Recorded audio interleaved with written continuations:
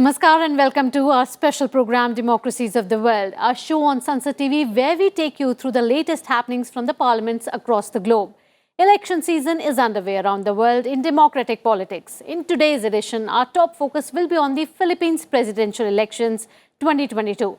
Over the next 30 minutes, we'll also take you through the key electoral contest lined up over the next few months. I'm your host, Bhawna Nayar. Let's start the program with the United Kingdom, where the countdown has begun for the first significant electoral test for the British PM, Boris Johnson.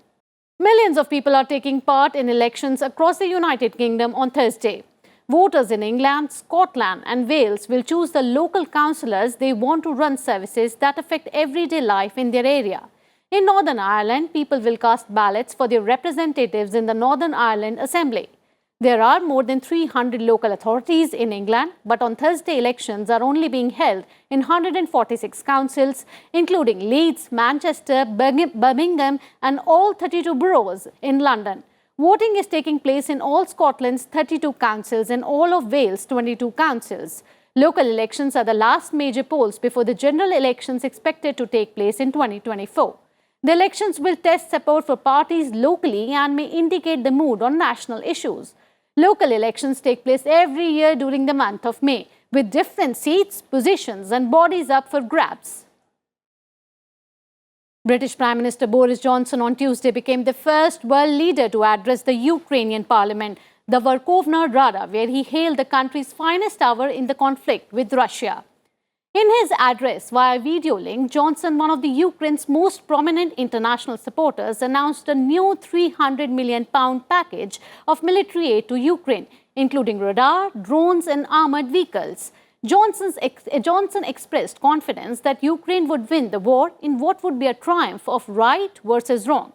He told parliamentarians that the United Kingdom Parliament met throughout World War II, just as Ukraine's Verkhovna Rada has done through the conflict with Russia. We are sending many thousands of weapons of every kind, including tanks now and armoured vehicles. In the coming weeks, we in the UK will be sending you Brimstone anti-ship missiles and Stormer anti-aircraft systems. And we're providing armoured vehicles to evacuate civilians from areas under attack and protect officials, as what Volodymyr mentioned to me in our most recent call, protect officials while they maintain critical infrastructure.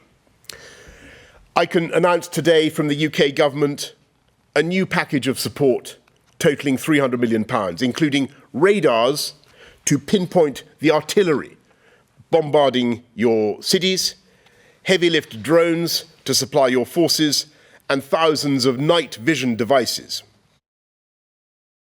You were listening to UK Prime Minister Boris Johnson addressing Ukrainian Parliament.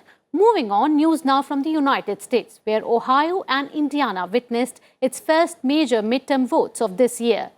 Best-selling author J.D. Vance on Wednesday won the Republican nomination for the Senate in Ohio after he soared to the lead when former President Donald Trump endorsed him.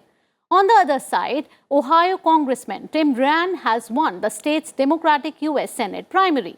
In November, Vance will face Tim Ryan, a one-time presidential candidate who has spent almost 2 decades in Congress. Vance was once a Trump critic but earned the former president's endorsement by embracing Trump's views on issues like trade, immigration and slamming big tech companies. November's general election to fill the seat being vacated by retiring Republican Singh. Rob Portman is expected to be an uphill climb for Ryan in a state Trump won twice by an 8-point margin. Moving ahead, tens of millions of Filipinos will go to the polls on May 9th to pick a successor to President Rodrigo Duterte and separately elect a vice president. Voter surveys show that the son and namesake of former dictator Ferdinand Bongbong Marcos Jr. remains the frontrunner in the crowded presidential race. His running mate and current president's daughter, Sara Duterte, leads the pack of 9 vice presidential hopefuls. Some observers are calling it one of the most crucial elections in the history of Philippines. Take a look at this report. Election fever is gripping the Philippines as the country is holding its presidential polls on 9th of May. With the elections just a few days away, candidates for the national positions are trying to woo the 67.5 million Filipinos from all over the country and overseas. The elections, which will be held in different poll precincts in and out of the country, will determine the successors of President Rodrigo Duterte and Vice President Leni Robredo as the 18th President and 15th Vice President of Philippines. Presidential election will take place alongside elections for Congress and regional governments. The key election issues are how to revive the Philippines economy from a sharp recession brought about by the COVID pandemic and how to stamp out corruption in public office. Another issue is China's increasing military presence in the seas between it and the Philippines, where it has been building strategic bases and using vessels to threaten Philippine shipping. Let's take a look at the main candidates in the elections. The current frontrunner for president is Ferdinand Bongbong Marcos Jr., son of the former president Ferdinand Marcos. President Marcos declared martial law in 1972 and took control of the country's courts, businesses and media. However, he was forced out of power in 1986 and died soon afterwards. Among the main candidates is the daughter of country's outgoing president, Sara Duterte. She is running for vice president alongside Bongbong Marcos. She, along with Ferdinand Marcos Jr., brand themselves as the Uni team and have vowed to make the Philippines rise again. While Sara Duterte wants to make military service mandatory for 18-year-olds, Bongbong Marcos says he is open to imposing the death penalty on criminals who cannot be rehabilitated. They've also promised to create employment. The main opponent to Bongbong Marcos and Sara Duterte is Leni Robredo, the current vice president of Philippines. Robredo is a former lawyer and human rights advocate. Her supporters, who include many celebrities and leading figures in Philippines life, wear pink, her campaign color. She is hoping for a pink revolution to steer the country back to family values and the rule of law. She is also campaigning for an end to corruption and bringing greater rights to women. Also running for president is celebrated boxer Manny Pacquiao, who is now a senator. His fans know him as Pac-Man. A rags to riches sporting icon, went on to win 12 major world boxing titles and became one of the wealthiest sportsmen in the world. Actor-turned-politician Francisco Domagoso enjoys celebrity status in Manila, where he has been mayor since 2019. Domagoso, 47, popularly known by his screen name Isko Moreno, has been credited with ridding the streets of hawkers and overseeing cheap housing projects. Rodrigo Duterte is stepping down after his 6-year term in office. When he entered office in 2016, he launched a war on drugs, which has seen thousands of drug dealers and drug users killed. President Duterte is facing an international criminal court investigation into crimes against humanity. Bureau Report, Sansad TV.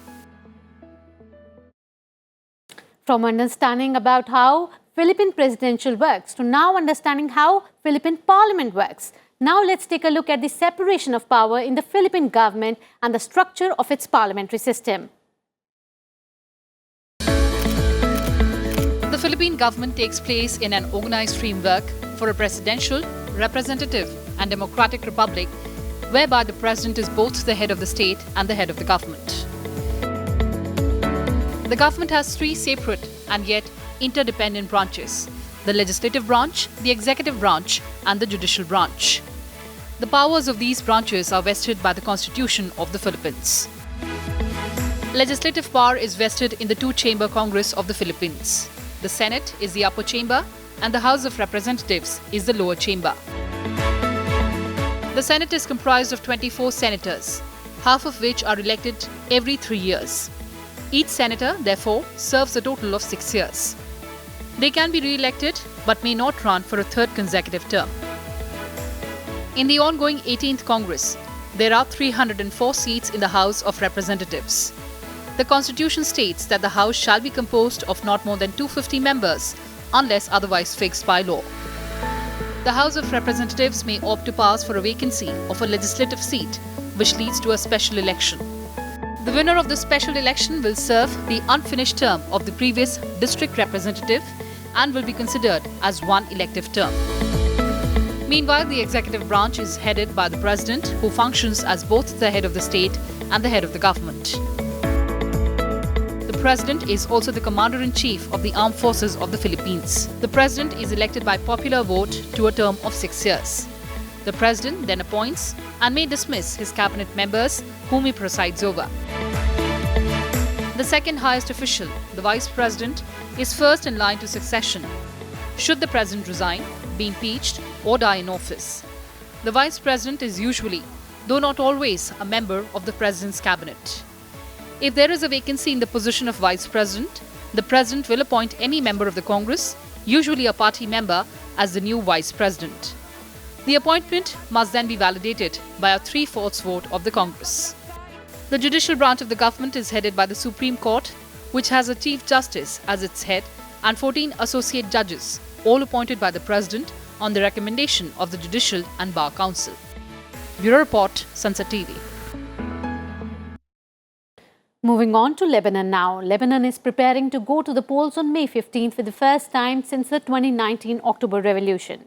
Many observers believe that this parliamentary election promises to be one of the most significant in the country's modern history. The Lebanese people are battling their worst economic crisis for nearly 2 years, now which remains one of the key election issues.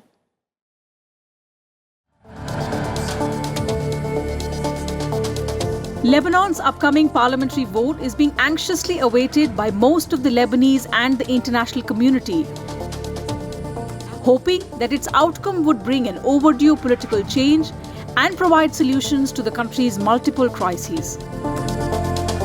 The elections have been billed by leaders on both sides of the political spectrum as crucial and decisive because the next parliament will elect a new president to succeed President Michel Aoun, whose 6-year tenure expires in October. Key issues in this election are the unprecedented economic crisis in debt-ridden Lebanon have led to a record collapse in the value of the national currency against the dollar, a rise in commodity prices, and a crisis of medicine and fuel shortages, plunging more than half of the 6 million population into poverty. The economic crisis was aggravated by the grave consequences of the massive 4th August explosion in 2020 that damaged Beirut's port, destroyed half of the capital, killed more than 200 people, injured thousands, left 3 lakh people homeless, and caused billions of dollars in material damage. The World Bank has described Lebanon's financial and economic crisis as among the worst in the world in 150 years.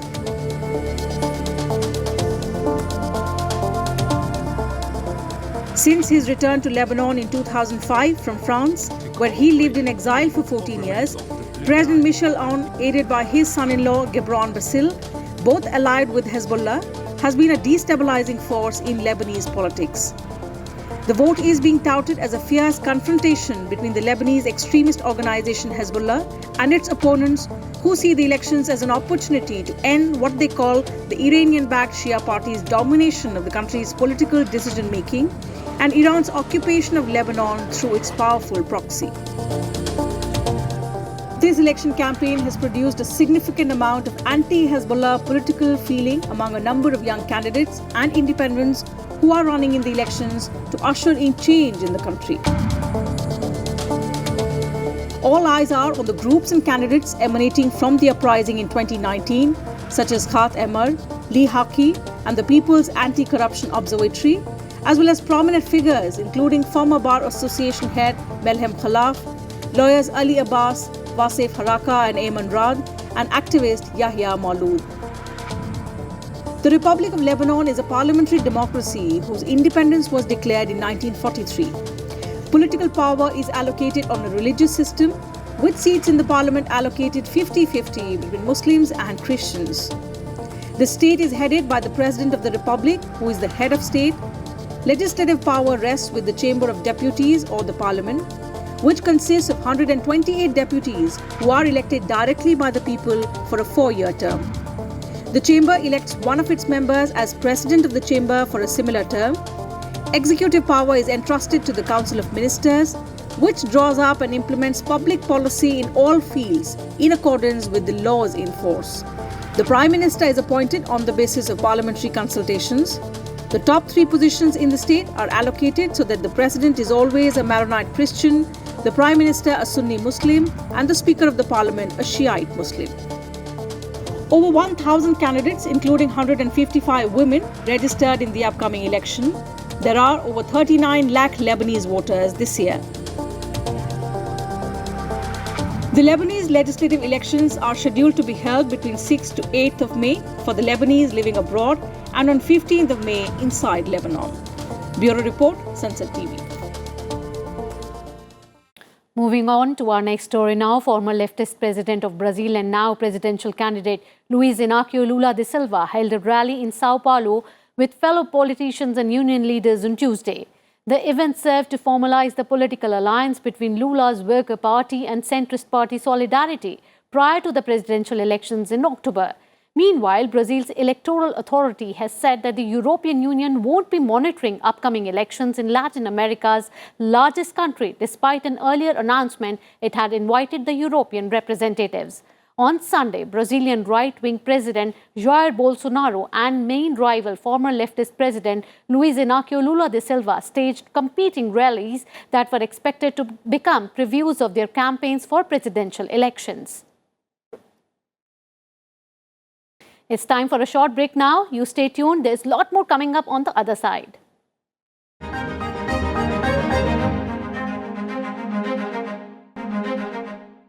Welcome back. You're watching our special program, Democracies of the World. Moving ahead, Sri Lanka's usable foreign reserves dropped down to less than $50 million. The country finance minister informed the parliament as it convened for a crucial session after the main opposition party submitted no confidence motions against President Gotabaya Rajapaksa and his government for mishandling the country's worst economic crisis. Take a look at this report.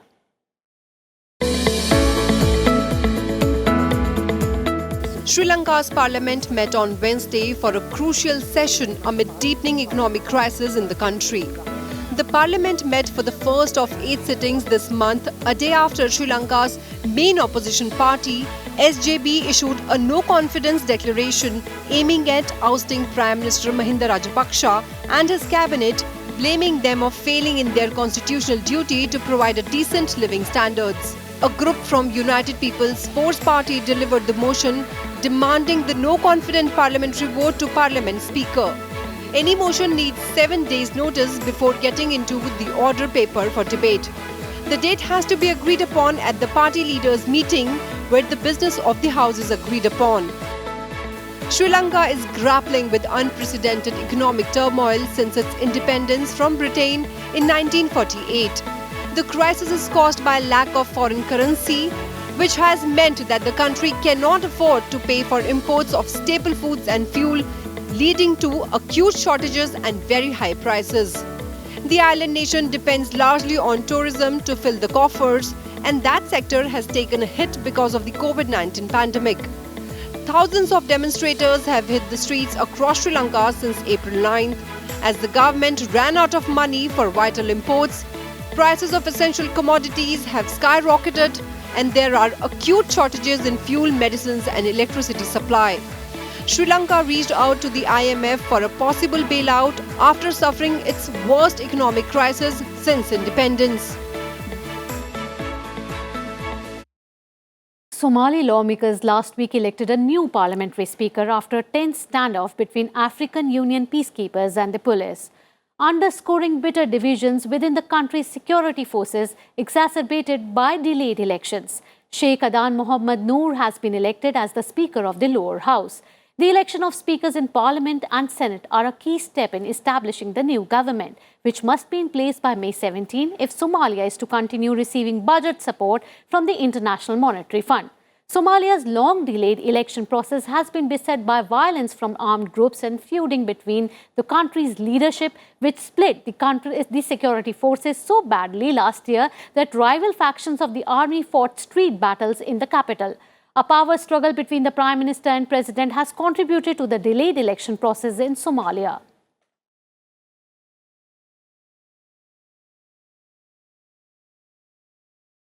A Canadian MP of Indian heritage has moved a motion in Parliament to get November declared as Hindu Heritage Month. The motion is yet to be debated and passed in Houses of the Parliament, House of Commons and Senate. The MP Chandra Arya has moved the motion. Arya has called upon the Canadian government to recognize the contributions that Hindu Canadians have made to the socio-economic development of Canada and their services to the Canadian society. Canada has several months dedicated to religious heritage. The month of May is observed as Canadian Jewish Month. Month of October is observed as Canadian Islamic Historic Month. April is celebrated as Sikh Heritage Month. And that's all we have in this edition of our program on Democracies of the World. Connect with us on various social media platforms for all the latest from India and around the world.